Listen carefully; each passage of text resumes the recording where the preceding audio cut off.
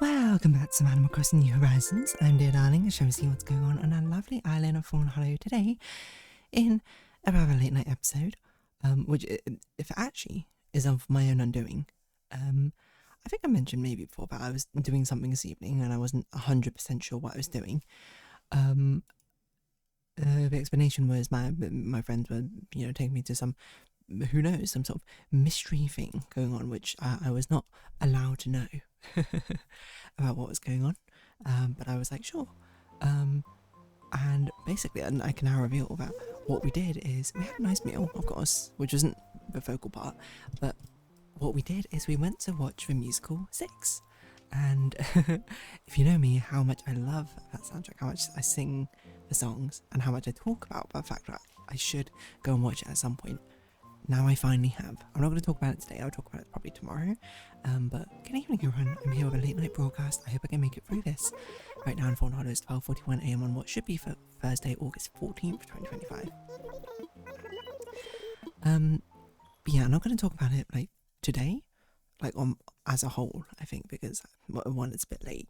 I didn't even get back, because I did get back around like 10:30 or something, but I just didn't record the Animal Crossing episode.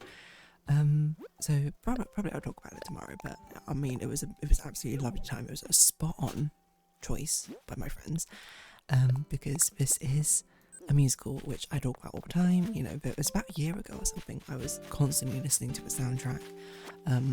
I was being like, oh yeah, maybe my friends should listen to it, but again, at the same time, I'm not like super pushy when I like to think I'm not super pushy when it comes to suggesting things to my friends. I understand that every different strokes, different folks, but I think the good thing is actually it seems like my friends enjoyed it, to be honest, which was, I mean, and it's one thing to enjoy something yourself, but I've already seen like the musical, some might see slime tutorials. But I've seen and listened to the soundtrack, so nothing was particularly new to me. But in fact, my friends enjoyed it as well. It's just like it's nice cherry on top, I think. But yeah, I think the thing that was actually most interesting about it was sort of looking into the differences between the performances, because the performances I've seen were all the Broadway version, rather than West End version, which is where it originated. Well, actually, technically, it originated in Edinburgh Fringe or something, but like how each actress has like a different way of doing her own ad-libs or runs of a song, of her own song, which I thought was super cool. Some of them I preferred, some of them was like, oh, I preferred like the one I had before, but that's like, everyone's got their own different individuality and flavour. Everyone performs the characters in a different way. Like I was saying, this UK version, like the one in the US version, I would say she's a bit more like a brat, maybe, is probably how to describe it, or like cheeky in a way. This UK version, she was like she was like a gremlin. It's probably like huge gremlin energy. So she was hyperactive. She looked like she was having a good time of her life though, playing it. She was just like so bouncing around like all over the place. And it was interesting, other things like the Anne of Cleves in this version was a bit more sort of like, I'm not sure aloof is the right word, but a bit more like sort of stoically cool, while the one in the US version was sort of a bit more like, had a bit more like an attitude, I suppose, might be a way to put it. Sassy, it's probably the way. Not like the UK version, not like the UK version wasn't also sassy, or the US version also wasn't like cheeky and a bit of like a gremlin, but it was for Amberlin. But it's just like, it's slightly different flavours, which is really cool to see like the different performances of it. Because I'm not really someone who would probably go out and rewatch a musical. Not that like I have anything against it or something, but I think it's more of an opportunity cost in my mind. It's like, why would I do that when instead I could watch a musical I haven't seen instead? Because I think a lot of the time I can remember a decent amount of musical just from recording, the soundtrack, imagining the moments. I think that doubly goes for something like 6, because 6 is a very sort of short musical. It's quite sort of bite-sized, which means it's a lot more practical to remember most of it. But 2 is sort of like defined by its 6 major songs, like 1 for each queen. There's a bit of like a intermission in between where we have like a bit of banter essentially, but I think on the whole, it's otherwise quite sort of easy one to link together from the album. Now, the album that I've been listening to again is a Broadway version, and I mentioned to my friend, I'm like, I wonder if it'll be weird essentially because I'm so used to like them singing in American accents rather than UK accents. Not weird in the slightest, which perhaps I should have figured because I mean the British accent is my accent, so perhaps it even felt a bit more natural in some regards. The only thing would be like when I was like thinking of like what the next lines were in my head, you know, sometimes they misaligned. Because I didn't realise that some things were changed from the US to UK version, which makes sense for localization purposes. I'm trying to think of a good one off the top of my head. The songs weren't like changed because in the Broadway version, Anne Boleyn still goes, "Don't be bitter because I'm fitter," which I don't know if they use that slang in the US, but to me it feels like a very British slang, being like, "Yeah, I'm fit," which is a legit line. I think Catherine Howard says at one point.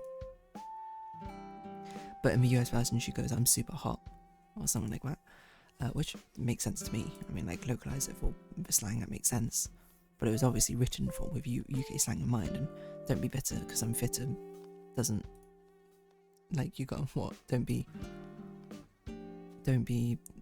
hotter because I'm hotter, like, obviously doesn't work. You'd have to think of something which actually rhymes with hotter if you wanted to localise it, but like that. But like, I think people get the gist, you know, even if you don't know what the slang fitter literally means, within the context you can figure it out, right? Anyway, the point being, it was cool to see the little differences. Like I really enjoyed like things like the costuming. I think are exactly the same, and I really do like the costuming in this musical. But I think that just listening to like how each actress or each queen does her own take basically on like the vocal runs or something like that, I thought was by far and away the most interesting part to me. Because obviously, like, I've listened to the songs before, I've watched that. I mean, it was definitely electrifying, I think, watching it in person. Here I am talking about Six anyway, despite the fact I said I wasn't going to talk about it. I think I'm not talking about it conceptually. I think this is more talking about like the differences, you know.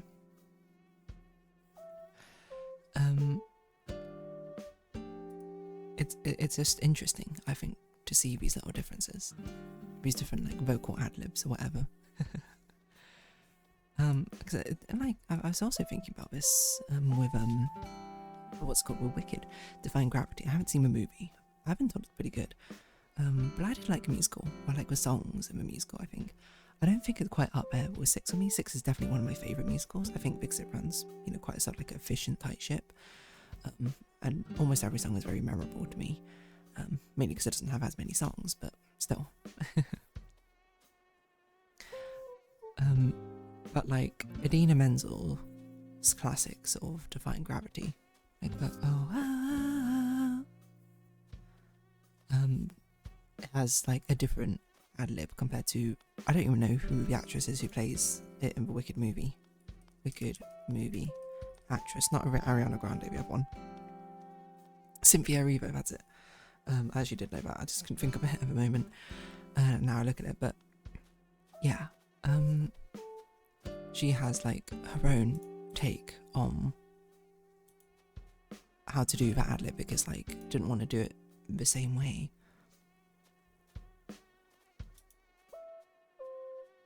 Didn't want to do it the same way as Idina Menzel did it, so she like put her own spin on it, right? Which I think is cool, you know. I think it's very cool to be able to do that. Like it's sort of like your signature as a musical artist, right? These ad libs, I mean, they're ad libs that they don't have to follow the set music track or whatever. And there's plenty of times as well where other things were sort of sung in a slightly different way, and I was like, oh, cool. It gives its own unique flavour, which is probably why musicals can be rewatchable, I suppose. I'm not saying that, wait, hold on, I'm not saying that they couldn't be rewatchable in like a normal sense, but for me, I think that would be something I'd pick out from rewatchability. I'd watch it with different people playing with parts, so then I would see the sort of like that's how they executed that sort of like vocal riff. But yeah, I mean, and ad-libs are like some of my favourite parts of songs, you know. And when I say ad-libs, I don't mean like, yeah, parts of like rap songs or things like that, but vocal runs and ad-libs, because it's basically just the vocal artist flexing. I can't really do ad-libs apart from like maybe some high notes or whatever, or some very basic runs, but I would certainly love to have the control over my voice to do like up and down the scales, things like that. Do a pirouette vocally, melodically, on like in an actual song as well, to give it a bit of flavour, a bit of fun. I don't know. I mean, it's not like it's something which doesn't come with practice, so you know, eventually it will happen. I think, I'm sure, if I learnt how to sing incredibly well. Because I don't know, I think it's just very cool to see the different ways that artists put their own like little signature on things. Because I mean, with more visual media, I think it's very obvious through art style, like different renditions of the same thing, you know. I think it's a very popular like online trend as well, to be like, oh, render XYZ thing in your own art style, which is pretty cool. You get to see like a different way people do like line strokes or colouring or rendering, shading, stuff like that all has a very distinct and unique style. But it's also like, how do you see it as much with other media forms, right? And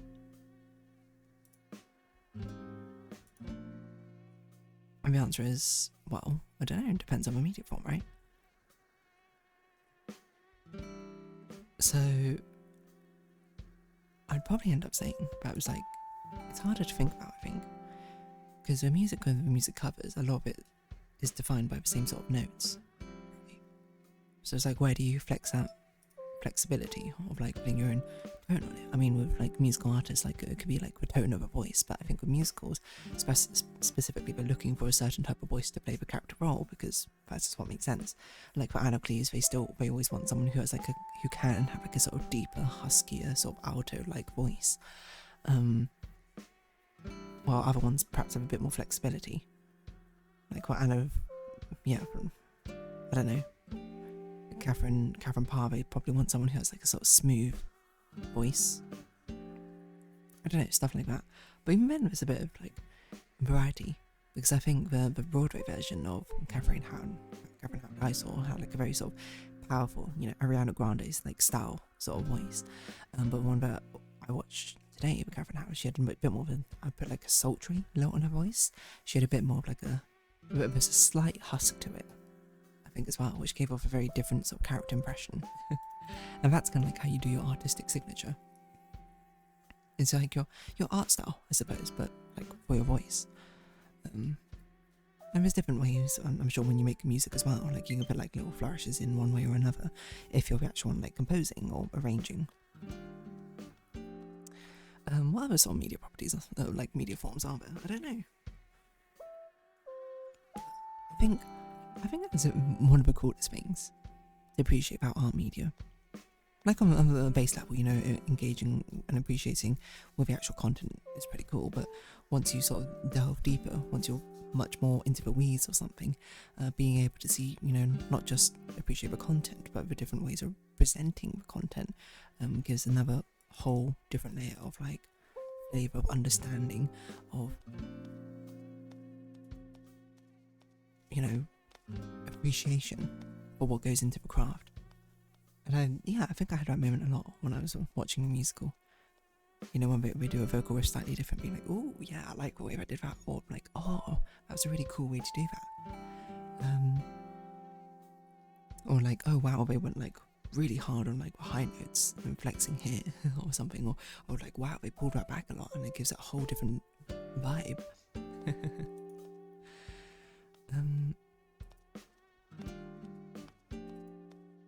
That's kind of what I was thinking. I also had a very wholesome moment when I was like watching a musical, being like, yeah, I'm jiving with this, I'm having a great time, loving it. And then like I just had a moment being like, oh, I'm here because my friends took me here, and I was like, oh, what a lovely moment, you know, to have. It definitely sort of warm the cockles of your heart, as you might say. But yeah, I mean, I already told my friends that, but yeah. So here we're just mainly talk about the appreciation, I suppose, of different music forms. I mean, I suppose in some ways as well, you get to see that with my sort of thumbnail arts, right? I mean, 9 Souls you've seen is of a new series which has been uploaded today, and the way I render it is different, I suppose, in the actual rendition. In one sense, it's also a bit of a practical style of rendering because the thumbnail arts are made to be thumbnail arts rather than cover arts for a video game, so I can be a lot looser with the details and like I choose to focus on one way or another. Otherwise, yeah, it's what, I don't know, nothing, I suppose. That just kind of is it. But you can kind of see my own take on doing these thumbnail arts, my own take on that art style in one way or another. That's pretty cool, isn't it? Well, maybe not. Your mileage may vary, maybe. Anyway, I think I'm going to round this episode up here. Actually, no, I'm not going to round it immediately up. Why don't I make the temporary thumbnail? Again, I'm like doing a terrible job at sort of actually working on the Animal Crossing thumbnail. I guess this weekend actually is a probably good time to, because I don't have any other things I need to work on, I don't think.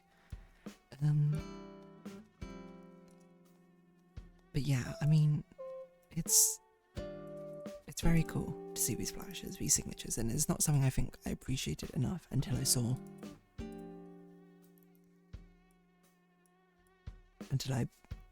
it live, you know, and saw a different rendition of something I knew very well. And that's how you get a sort of whole new layer of depth to it.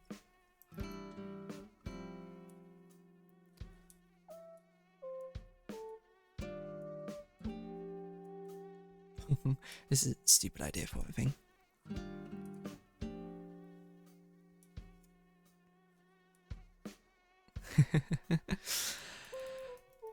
But yeah, on that note, I think I'll round this episode up here because it's quite late. So if you have been watching, thank you very much. It's been Animal Crossing New Horizons. I've been Dear Darling. Likes, comments, description, shares, greatly appreciated. Socials, Discord down below. Hope to see each other again, but for now, it's our farewells. Until next time, bye bye for now.